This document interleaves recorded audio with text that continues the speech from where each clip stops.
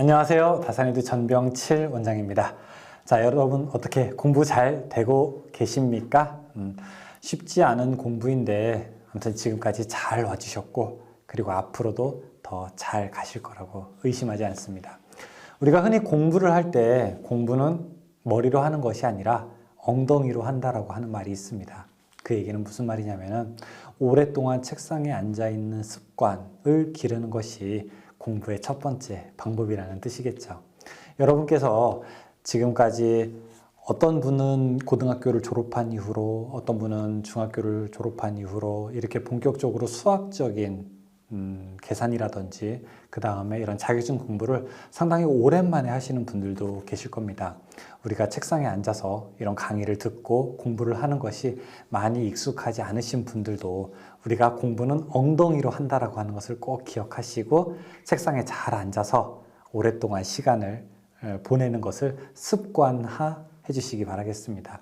이런 공부 습관이 잘 들게 되면요, 더 어려운 공부도 우리가 헤쳐나갈 수 있는 기초 체력을 기를 수 있을 것이라고 생각을 합니다. 이 부분이 조금 쉬운 부분이 아닌 것은 제가 앞에 서두에 말씀드렸다시피 저도 인정을 하는 부분입니다. 특히 전기 이론에서 이제 교류로 넘어가는 부분에서는 삼각함수라든지 이런 부분이 나오는 것이 여러분께 아마 여러분의 멘탈을 한번 강하게 치는 충격적인 사건이 또 벌어질 수도 있습니다.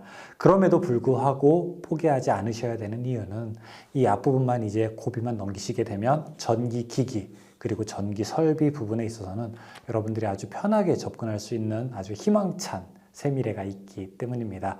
또 동영상 강의는 한 번 하고 끝나는 것이 아니라 여러 번 반복할 수 있는, 여러분께서 시간만 나시면 내가 필요한 부분을 반복할 수 있는 아주 효과적인 교육 방법이기 때문에 여러분께 가장 맞춤식의 성적 향상 프로그램을 제공할 수 있을 것이라고 생각을 합니다. 조금 힘드셔도 기운 내시고, 자, 제 얼굴 보면서 제 목소리 들으면서 언제까지 제 이야기가 꿈에 나올 때까지, 제가 하는 이야기가 꿈에 나올 때까지 여러분 반복해 주십시오. 머리로 반복하지 말고 엉덩이로 반복하는 모습 꼭 보여주시기 바라겠습니다. 여러분과 함께하는 공부에 저희 다산에듀 또 전병칠 원장도 계속 같이 가도록 하겠습니다. 이번 시간에는 전류의 자기작용에 대해서 배워보도록 하겠습니다.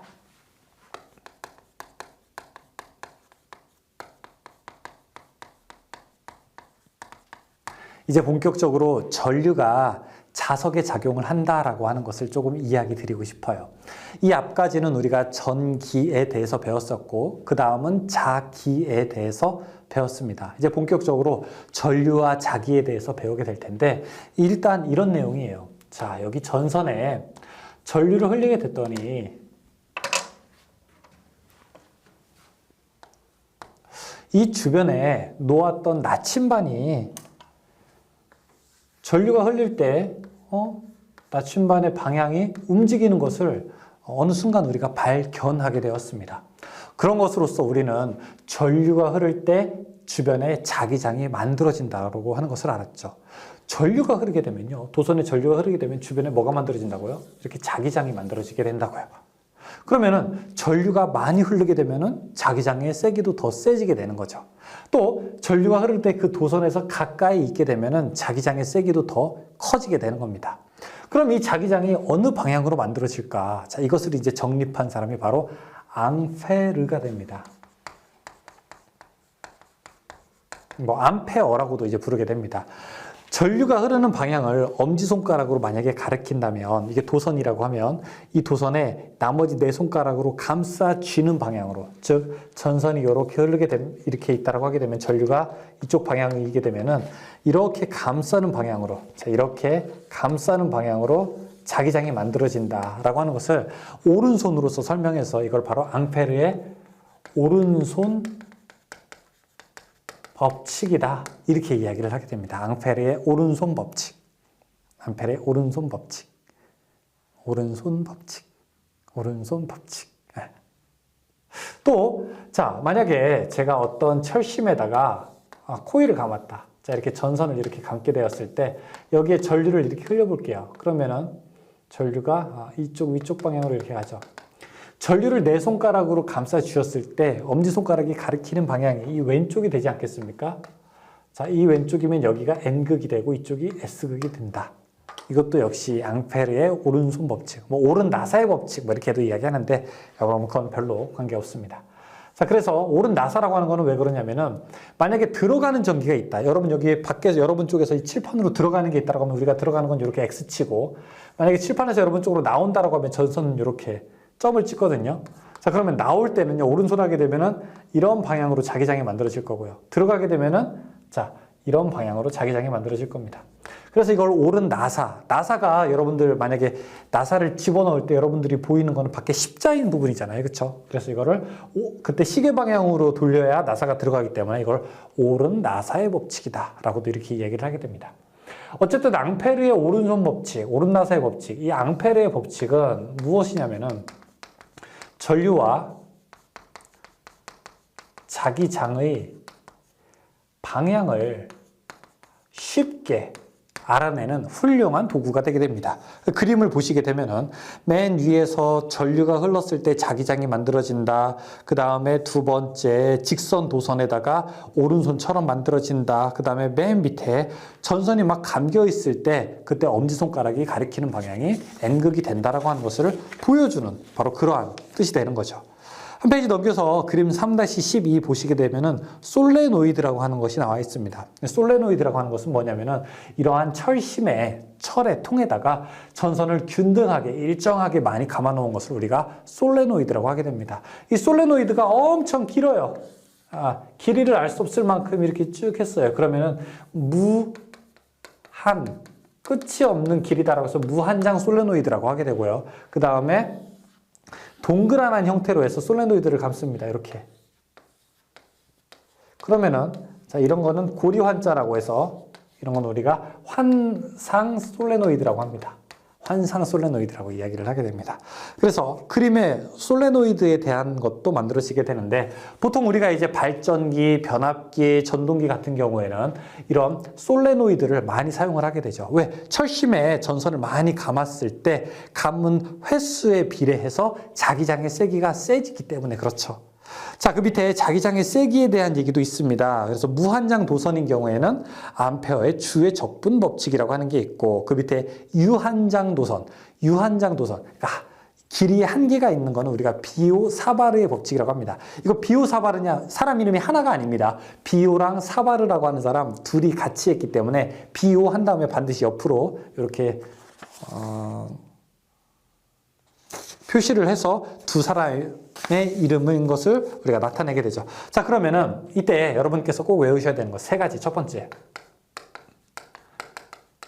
무한장 직선 전류, 직선일 때. 두 번째, 환상 솔레노이드, 환상 토로이드라고도 합니다. 그 다음에 세 번째, 원형 코일.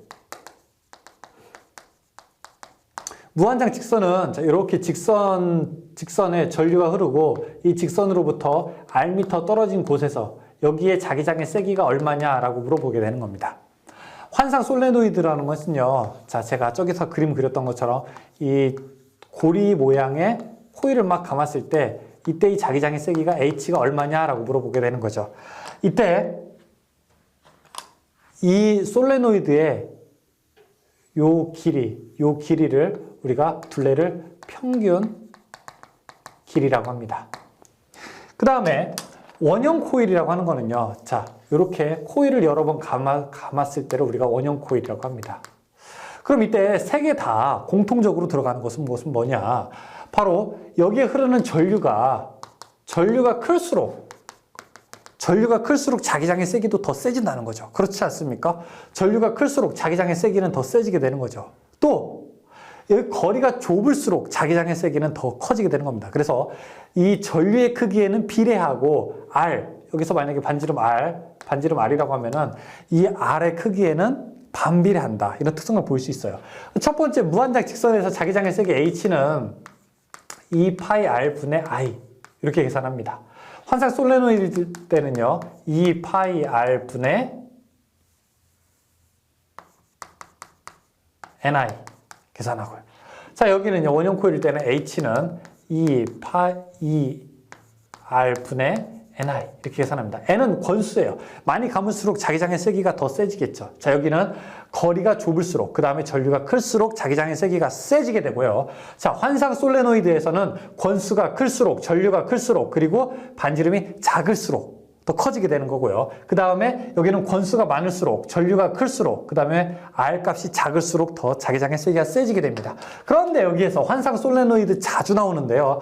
2파이R이라고 하는 건 뭘까요? 2파이R. 이 R에다가 2 곱하게 되면 지름이죠. 파이 곱하게 되면 어떻게 되겠습니까? 원 둘레가 되는 거죠. 그렇죠? 그래서 원의 둘레 평균 길이를 뜻하게 되는 겁니다. 어떤 문제는 2파이R을 계산하는 것도 있고 평균 길이가 얼마다라고 알려주는 경우도 있어요. 평균 길이가 얼마다라고 알려주는 경우도 있습니다. 자, 그런 문제들도 우리가 좀 풀 수 있어야 되죠.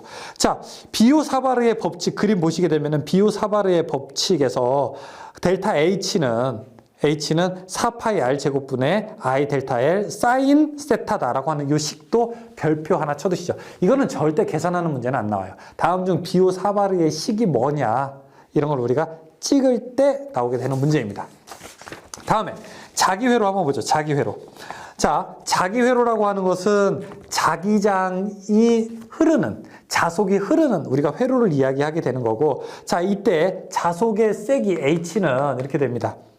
L 분의 NI 암페아 턴. 이게 암페아 턴이죠. 퍼 메타가 됩니다. 왜냐? 전류 I가 암페아고 N 권수가 턴이기 때문에 그렇습니다. 퍼 메타. 1m당 몇 암페아 턴이냐라고 하는 것을 우리가 자기장의 세기로 계산을 하게 됩니다. 자기장의 세기로 계산을 하게 됩니다. 그 밑에 자기저항의 단위도 있죠. 앞 시간에 우리가 간단하게 이야기를 했었는데 자기저항의 단위는 5분의 NI가 되는 거고 NI는 암페아 턴이죠. 퍼 이거는 뭐예요? 웨버. 자, 자기는 아트다. 자기 아트야. 웨버. 자기저항. 두 번째, 자기저항은 또 계산이 어떻게 되느냐? R은 뮤 A분의 L로 계산이 되어서 길이에는 비례하고요. 면적에는 반비례하죠. 투자율에는 어떻게 됩니까? 반비례니까 투자율이 클수록 저항이 더 작아지는 거예요. 그래서 우리가 전자석을 만들 때는 투자율이 큰 물질을 사용하는 것이 좋습니다. 왜? 자기저항이 작아지기 때문이니까. 그럼 투자율이 큰 물질은 일반적으로 무엇이냐?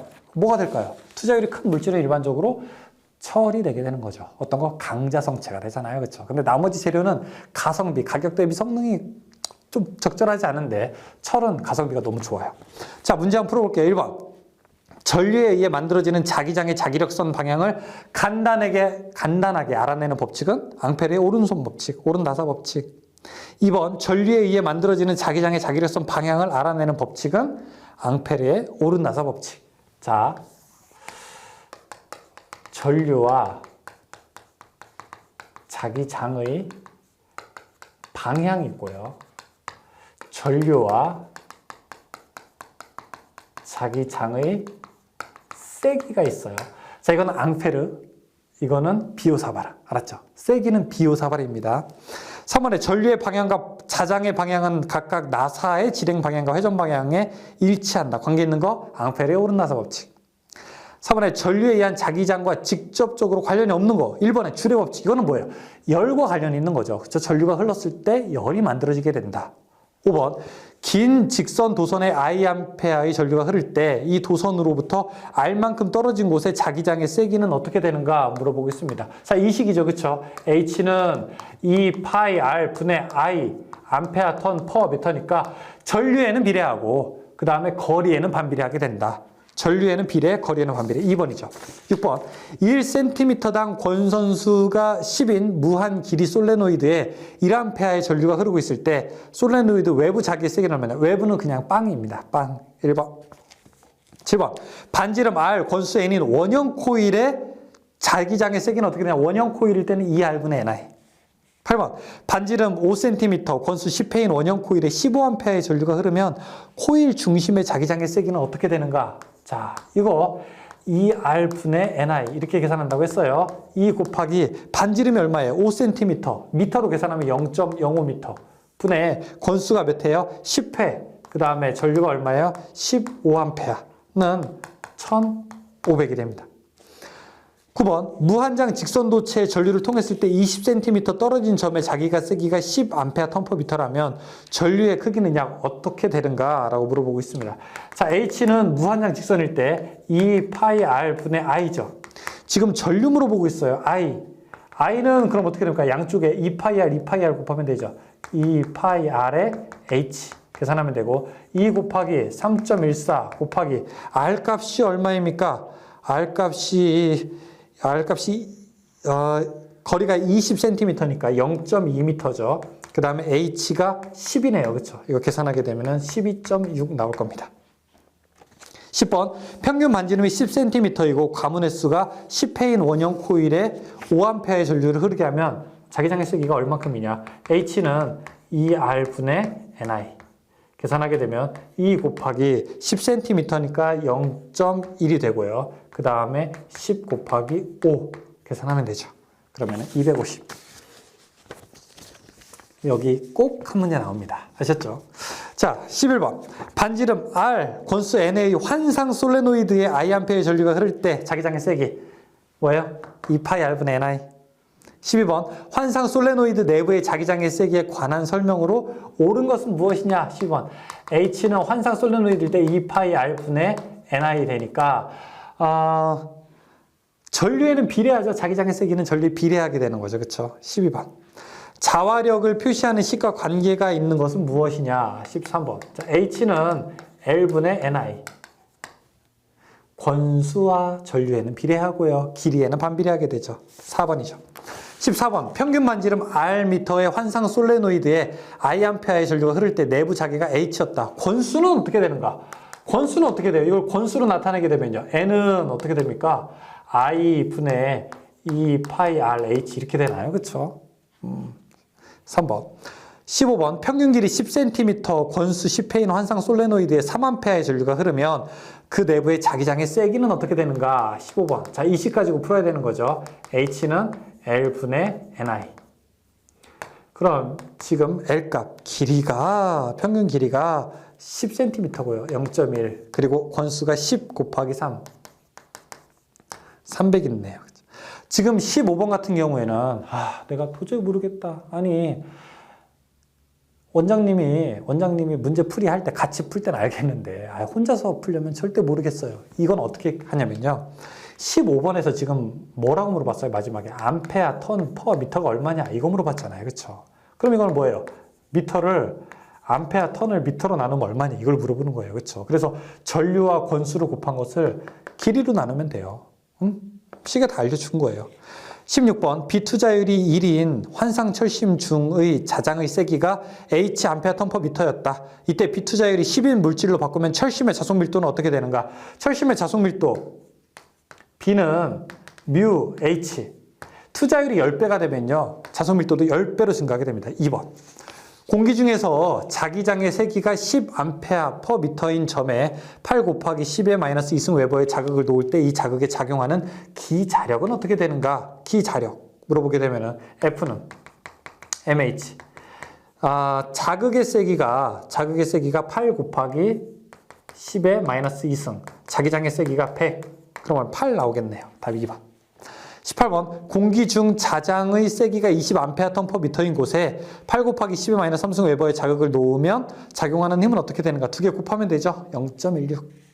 1번. 19번. 비오사바르의 법칙은 어느 관계를 나타내는가? 전류와 자기장의 세기다. 답 3번. 20번. 다음 그림에서 P점의 자기장의 세기를 구하는 비오사바르의 법칙을 옳게 설명한 것은 1번. 21번. 다음 중 자기 저항의 단위에 해당하는 것은 자기는 아트다. 웨버에. 다음 3번이죠. 22번. 자기 회로의 길이 L, 단면적 A, 투자율 뮤일 때 자기 저항을 나타낸 것을 어떻게 하게 되는가? 자, 자기 저항은 어떻게 돼요? 투자율 면적 분의 길이 이렇게 되죠. 답은 4번. 23번. 자기 저항은 자기 회로의 길이에는 비례하고요. 투자율과 단면적의 곱에는 반비례하게 되죠. 1번이죠.